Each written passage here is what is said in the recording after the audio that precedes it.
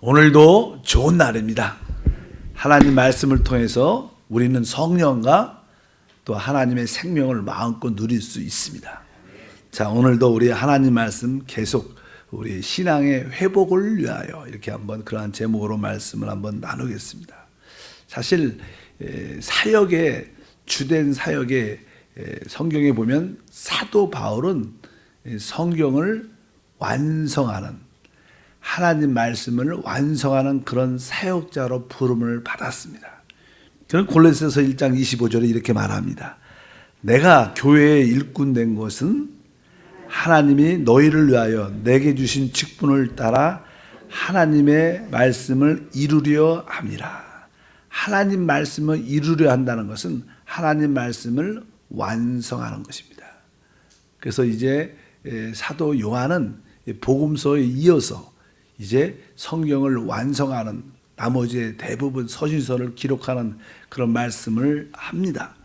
실제로 저는 교회사 역사에 보면 사도 바울은 주 한 60년 후반, 예를 들어서 한 65년 전으로 해서 순교를 했습니다.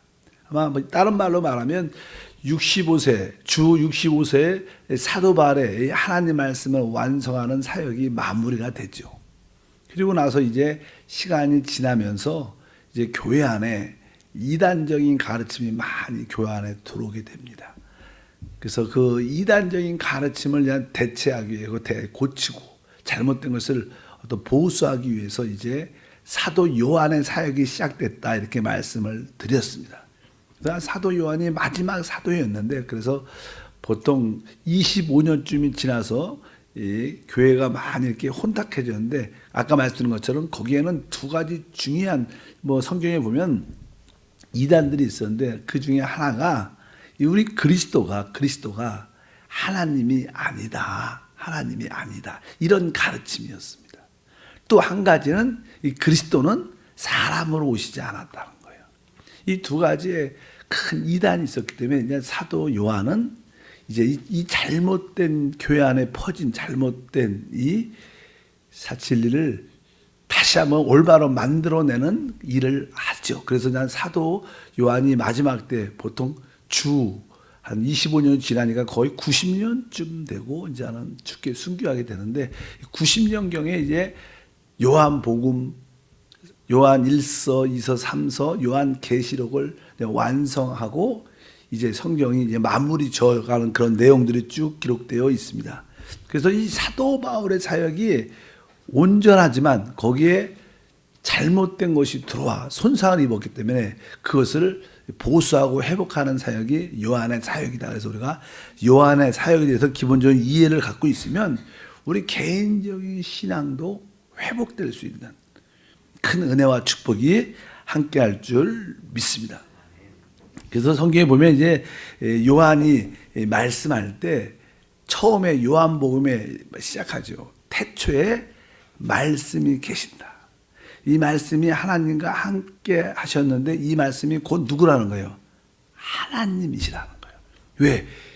말씀이신 그리스도가 하나님이 아니라는 이단이 있으니까 아주 강하게 요한복음에 바로 이 말씀이 곧 하나님이시다 이렇게 하면서 강조를 많이 하죠. 그리고 보면 요한복음의 뒤에 보면 이제 우리 도마라는 사람이 예수의 부활을 이렇게 직접 보지 못했죠. 그리고 다른 제자들은 난 부활한 주님을 보았다 이런 이야기를 쭉 하니까 나는 이 방이 이렇게 닫혀 있었는데 그렇게 말합니다. 도마가 나는 예수님의 그 못 박힌 손 옆구리에 찔린 그것에 손을 넣어보지 않고는 난 믿지 못하겠다.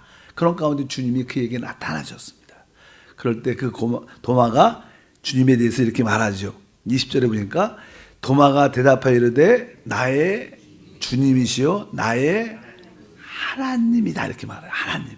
그래서 이 교회 안에 팽배했던 그 그리스도가 하나님이라는 것을 부인하는 그런 거에 대해서 다시 한번 요한은 이렇게 정확하게 바로 그 그리스도가 바로 주님을 넘어서 바로 그분이 하나님이다 이렇게 말씀을 하죠. 그리고 나서 이제 아까 말씀드린 또 하나의 이단은 이 그리스도가 사람으로 오시지 않았다는 거예요. 여러분 그리스도께서 사람으로 오시지 않았다면 우리 죄인인 우리 사람을 구속할 수가 없습니다.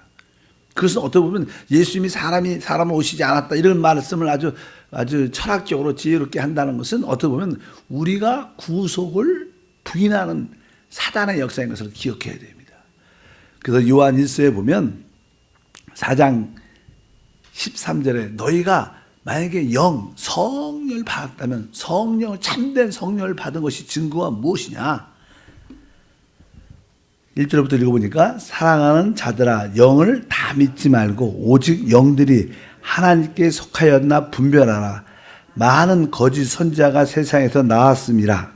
이로써 너희가 하나님의 영을 알지니 곧 예수 그리스도께서 육체로 오신 것을 시인하는 영마다 하나님께 속한 것이요 예수를 시인하지 아니하는 영마다 하나님께 속한 것이 아니니 이것은 곧 적그리스도의 영이라 오리라 한 말을 너희가 들었거니와 지금 벌써 세상에 있느니라. 그러니까 우리가 참된 하나님의 영을 받았다는 증거가 무엇인가? 바로 예수가 육체로 있고 이 땅에 오셨다는 것을 믿는 게 참된 성령을 받은 증거다.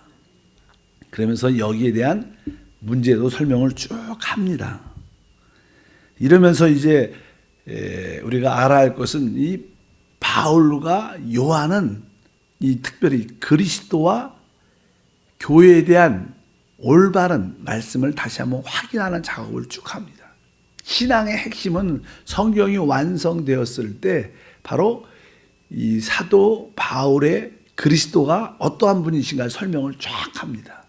근데 그것이 손상을 조금 무너진 모습이 있으니까 사도 요한은 그 말씀보다 더 강화시키는 말씀이 있습니다. 예를 들어서 우리 옷이 있는데 옷이 이렇게 헤어졌다. 구멍이 났다. 그러면 어떻게 해요? 이 옷을 수선해야 됩니다. 그럴 때 새로운 천을 대서 수선할 때 그 새로운 천은 좀 더 강한 천을 붙여야지 이 옷이 되는 것처럼 어떻게 보면 사도 바울의 사역보다는 사도 요한의 사역이 훨씬 더 강화됩니다. 왜? 보수하고 아주 강화시켜야 되니까. 그래서 한번 우리 그리스도와 교회에 대해서 어떻게 성경에서 말하고 있는가. 사도 바울은 특별히 우리 그리스도에 대해서 아주 강하게 말씀합니다. 그리스도가 어떠한 분인가. 사실은 신앙의 핵심은 바로 우리 그리스도, 그분이 하나님이고 사람일 뿐만 아니라 그분이 어떠한 분인 걸 많이 알고 알수록 신앙은 단단해지게 되어 있어요. 그래서 우리의 최고의 관심은 그리스도입니다. 그래서 최고의 질문도 그리스도가 누구냐는 걸 아는 거예요. 왜? 그분이 하나님이시죠. 기본적으로 또 우리를 구속하신 사람을 오신 분인데 이제 특별히 이제 사도 바울의 성경을 완성한 사역에 있어서 그리스도에서 아주 강하게 많은 말씀을 합니다. 예를 들어서 골로새서에서 보면 골로새서는 그리스도가 어떠한 분인가, 머리이신 그리스도에 대한 설명을 자세하게 합니다. 한번 보면 이렇게 시작합니다. 첫 번째 골로새 1장 12절을 보게 되면 우리로 하여금 빛 가운데 성도의 기업의 부분을 얻기에 합당하게 하신 아버지께 감사하기를 원하노라. 그러니까 이 그리스도가 어떠한 분이신가를 설명할 때 1장 12절은 뭐예요? 바로 성도의 기업의 부분을 얻기에, 이렇게 말해요. 성도의 기업의 부분, 그러니까 성도의 분깃이라는 거예요. 우리의 기업이신 그리스도라는 거예요. 여러분은 신앙생활을 할 때 그리스도가 바로 나의 기업의 분깃이구나. 세상에서는 어떤 큰 대기업이 있을 때 그 회장이 그 아들에게 그 기업으로 물려줄 수 있는 것처럼 하나님이 우리에게 주신 기업이 무엇인가? 바로 그리스도라는 거예요. 여러분들이 그리스도를 여러분의 기업의 분깃으로 누리길 축복합니다. 사실 그리스도 안에 모든 것이 들어있죠. 그러면서 그냥 또 이 사도 바울의 이야기죠. 사도 바울의 기록된 말씀에 보면 그리스도는 어떠한 분이신가? 여기 보니까 뭐예요? 읽어봅시다. 15절에 그는 보이지 아니하는 하나님의 형상이요 모든 피조물보다 먼저 나신 이시니. 여기 보면 그리스도는 보이지 않는 하나님의 형상이다 이렇게 말씀합니다. 보이지 않는 하나님. 사실 하나님은 보이지 않지만 우리가 그리스도가 이 땅에 사람을 오셨기 때문에 그분을 보면 뭐요? 하나님을 본 거고 하나님의 모습을 본 거라는 거예요. 그래서 하나님이 어떻게 생겼는가? 하나님은 사람처럼 생겼어요. 사실 사람은 왜? 그리스도가 바로 하나님의 형상이기 때문에 여기 보면 그는 보이지 않는 하나님의 형상이요. 또 뭐라 했어요? 모든 피조물보다 먼저 나신 이시니. 그러니까 여기에 모든 피조물이 있지만, 세상에 이 우주에 피조물이 있지만 그것보다 우선 먼저 있었던 분이라는 거예요. 최고의 먼저 이 우주의 첫 번째 계신 분이 바로 그분이다, 이렇게 말씀을 합니다. 그리고 나서 그냥 뒤에 보면 1장 18절에 여기 그리스도에 대해서 그는 몸인 교회의 머리시라.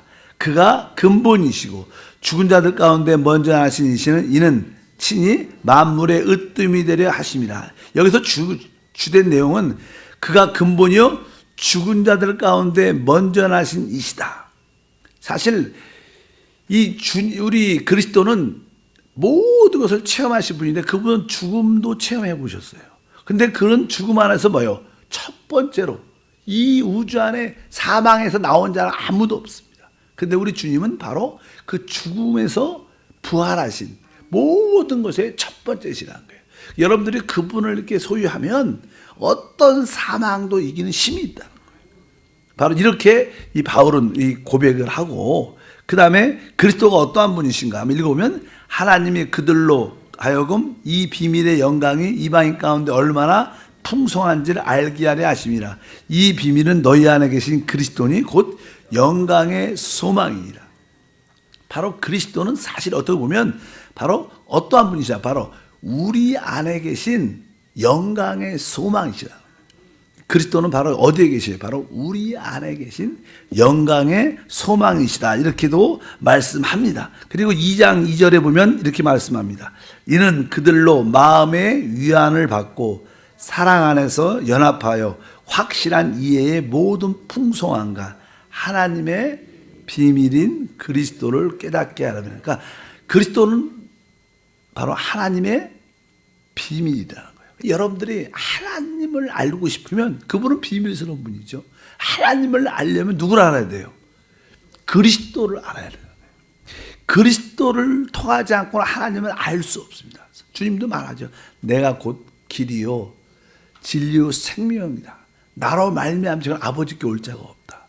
그러니까 그리스도가 누구신가? 그리스도는 하나님의 비밀이시구나. 그러니까 여러분들이 하나님에 대한 깊은 이해를, 그분에 대해서 알기를 원한다면 그리스도를 알고 체험해야 된다. 바로 그리스도가 어떤 분이신가? 하나님의 비밀이시다, 이렇게 말씀하고, 그 다음에 골로새서 2장 9절에 보면 그 안에는 그리스도죠. 그 안에는 신성의 모든 충만이 육체로 거하시고.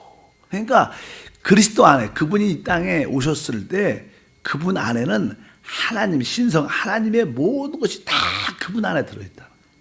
왜? 그분이 하나님이시니까. 그러니까 바로 이 그리스도는 하나님의 체현, 표현이라는 거예요. 하나님의 나타남인 줄 믿습니다.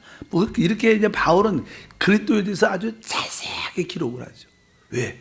신앙의 핵심은 그리스도니까. 그리고 나서 이제 2장 10절에 보니까 너희도 그 안에서 충만하여졌으니 그는 모든 통치자와 권세의 머리이시라. 그분은 모든 것의 뭐예요? 머리가 되시는 분이에요.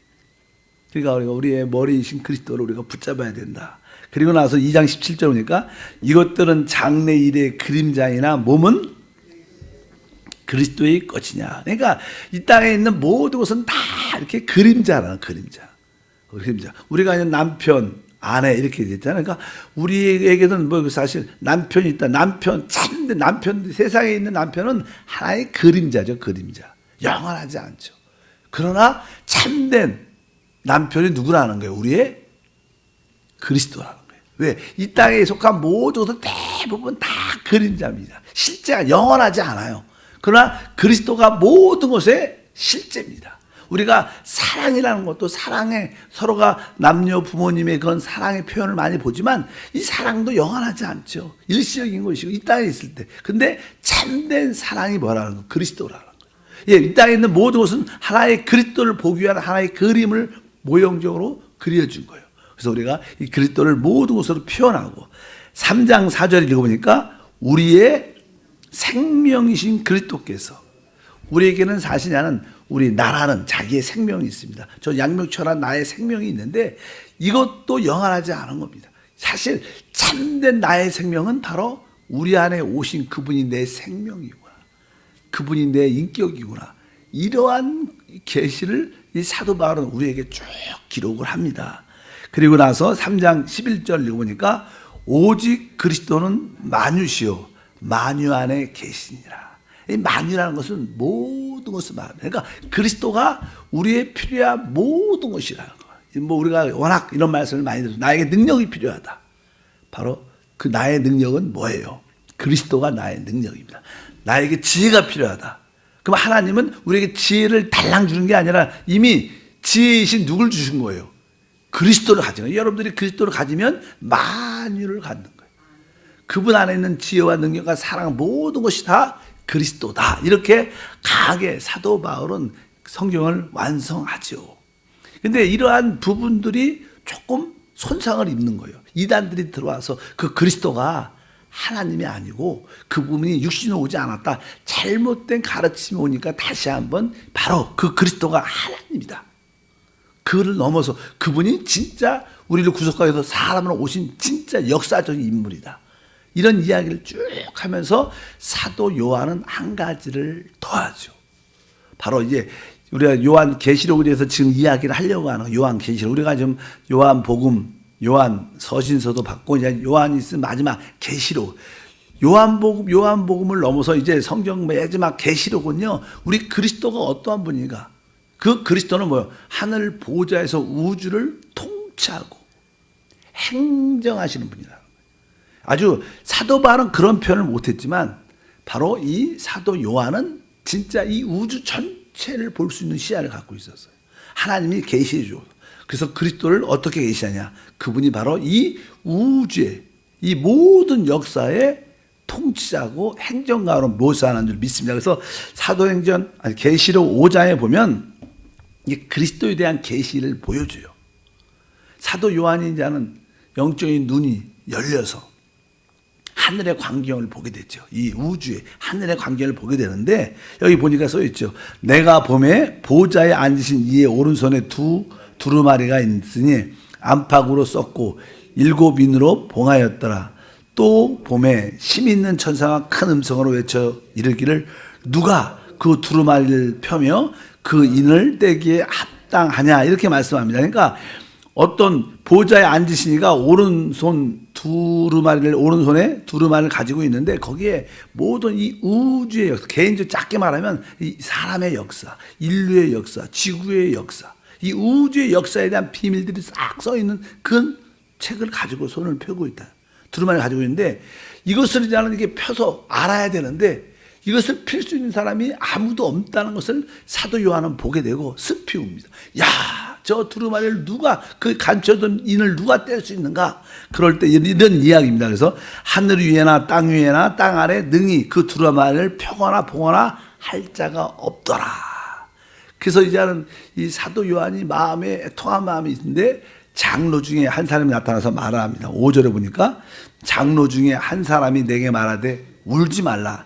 유대 지파의 사자 다윗의 뿌리가 이겼으니 그 두루마리야 그 7인을 떼시리라 하면서 이제 그리스도를 어린 양이신 그리스도를 계시해 주는데 그분이 이 땅에 있었을 때는 어린 양이신 그리스도였지만 그분이 어떻게 승천하시고 나서 부활 승천하시고 나서 이제 하늘 보좌라는 것은 이 우주를 넘어선 보좌를 말하는 거예요. 이 우주를 넘어서 하나님 보좌에서 이 모든 우주의 비밀과 이 땅의 모든 역사를 펴주는 자가 바로 누구냐? 바로 그리스도라는 거예요. 그러니까 그분은 뭐예요? 이 우주의, 인류의 모든 역사를 이끌어가는 행정가죠. 행정가. 사실 우리나라도 행정부가 있죠. 행정부, 정부, 행정부, 사법부. 이렇게 또 이렇게 그다음에 검찰 이렇게 어떤 부서들이 이렇게 쭉 나눠져 있는데 이 행정의 수반자는 누구예요? 대통령입니다. 대통령. 그런 것처럼 이 우주의 이 모든 것을 이끌어가는 최고의 행정가가 누구시냐? 그리스도라는 거예요. 아까 바울은 그런 이야기를 여러 가지 그리스도는 우리의 생명이시고 멋이고 그런 얘기를 많이 했지만 이 사도 요한은 이 조금 손상된 그리스도에 대한 이미지를 더 성령 안에서 강하게 그분은 사실 이 인류의 최고의 행정가고 집행가고 바로 이 우주의 행정가고 집행가라는 거예요. 우리가 그런 시야를 가져야 된다는 거예요.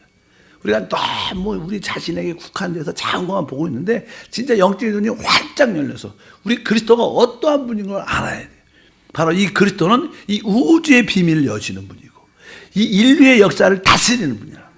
그래서 사실 우리가 보면 요즘에 한국이 너무 혼돈 가운데 정치적으로 경제적으로 그뿐만 아니라 세상 자체가 어떤 나라들도 지금 대부분 중국도 그렇고 뭐 요즘에 시끄러운 베네수엘라도 있고 이란과의 그런 그 관계보면 세계 정치가 혼돈과 어려운 가운데 있습니다.